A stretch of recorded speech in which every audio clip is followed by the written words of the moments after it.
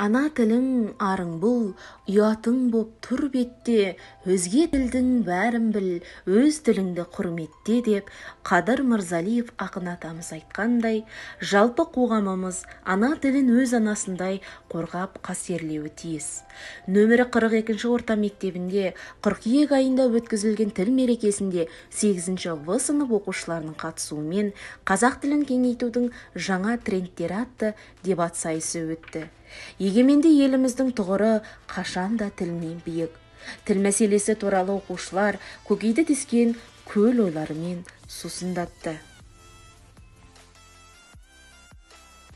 Қазақ тілі апталығында қазақ тілінің қолданыс аясын кеңейтудің жаңа трендтері атты дебат ойынына белсене қатысқаны үшін 8-ші В сынып оқушысы Жолдас Лаура марапатталады. Керемет, тамаша.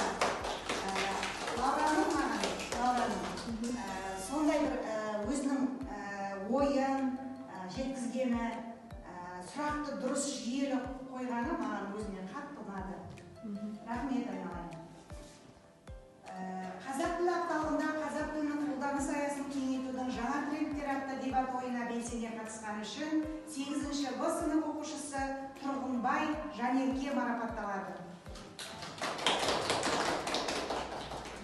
Жанерке өте ұмытқан, сондай неде тұрса, де болса осындай іс-шараларда заманына қарай өздерінің тренд болу үшін біздің қолданыс аясында қазақ тілінің көптеген іс-шараларды өздері жүргізіп